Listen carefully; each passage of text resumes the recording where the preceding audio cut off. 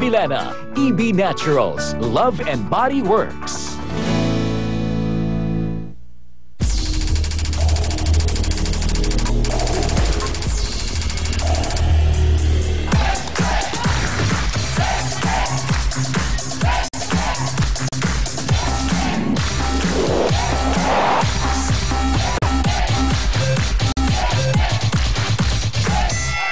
Nag-iinit na usapan, umatik ang mga yan.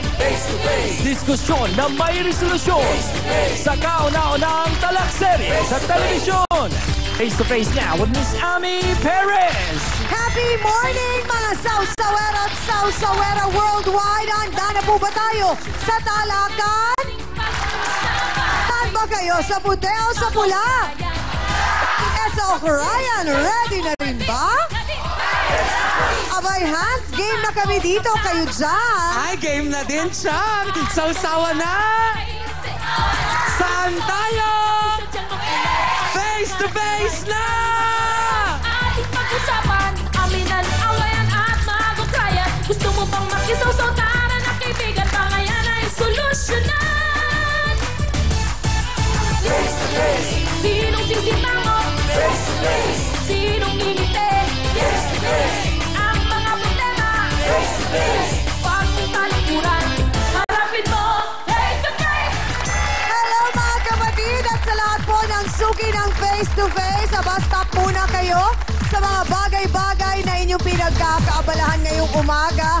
At syempre, isang oras na naman ang ating kwentuhan ng mga tunay na buhay at problema ng ating mga kababayan at higit sa lahat, listen na tayo, syempre pa, sa problemang kanilang mga pinagdadaanan na may aral talaga na maaari nating matutunan ngayong umaga. Pero bago yan, ay magbabasa muna tayo ng ilan sa mga comments ng ating mga kasawsawan sa Facebook. Ang una po ay galing kay Kat Ramillano. Good morning. Maganda talaga ang show nyo. Palagi ko yan inaabangan. Kahit gusto ko pa matulog kasi night shift ang work ko. Pero ina-alarm ko ang cellphone ko ng 10 a.m. para hindi ako mahuli sa panonood ng face-to-face. Uhala tarda pa el show de ustedes. Meaning, tama ba yung pagkakasabi ko? Sana'y magtagal pa ang show ninyo. Ang galing naman. More power and God bless to your show. Salamat po. Ito naman galing kay Janry Castillo Biligolo. Sabi niya, Ate Amy, alam mo, halos mamatay ako. Kung hindi ako makapanood ng face-to-face, ay wag naman, ha? Teka lang, at sabi niya, kung alam mo lang, halos mag-away pa nga kami ng amo ko para lang mapanood kayo. Naku naman, salamat po sa inyong lahat, mga kapatid. At syempre, ako pa rin po ang inyong pambansang kapitana, Chang Ami, na laging nagpapaalala, kung may problema ka, harapin mo, pag-usapan natin yan. At syempre, good morning rin sa lahat ng mga masipag nating suki, sa lahat ng mga barangay. At eto na, ang ating barangay kagawad, nag-iisa na si Hans Mortel. Hindi ka ba nata-traffic papunta dito, Hans? Ay, naku, Chang. Yung traffic na yan, talagang hindi na natin maiiwasan yan. Buhol-buhol na talaga yata ang mga kalye natin dito sa Metro Manila. Pero hindi nila ako masyadong nagpapa-apekto. Mai-stress lang ako. At ang stress nakakabawas ng beauty. Kaya ang lagi kong inaalala na lang ay yung mga natututunan ko. Siyempre, mula kanino? Kundi sa ating trio tagapayo!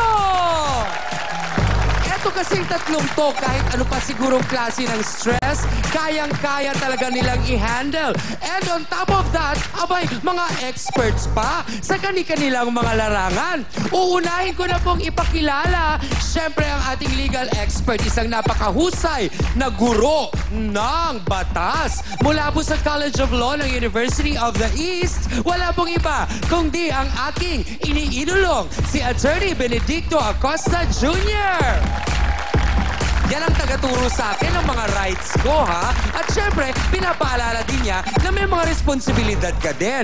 Kahit nga na ba, demokrasya tayo. Ang ikalawa naman nating tagapayo, ito naman, ito ang talagang unang nagturo sa akin na with patience comes wisdom, sabi niya. Kasi kung ikaw ay matyaga, maaaral mo at maiintindihan mo ang mga tao sa iyong paligid. Ang atin pong psychologist and family counselor, Dr. Camille Garcia. Ang ikatlo naman nating tagapayo, ito, ang nakikita ko na laging parang masaya, palaging nakangiti, napakaganda ng disposisyon sa buhay. Siguro dahil kakampi niya ang ating Panginoon, hindi ba? Ang ating pong spiritual advisor, Father Richard Bolaton, mula po sa Benedictine Celestine of the Renewal. At siyang at mga kapatid, baka kayo'y nagtataka, I'm sure napansin ninyo, meron akong katabing napakagandang babae dito. Nako, bisita po natin ngayong umagang ito, isa pong hair expert mula po sa Hair Shaft at Lucy Britannico Salon. Wala pong iba kundi ang napakagandang si Miss Dara Plan.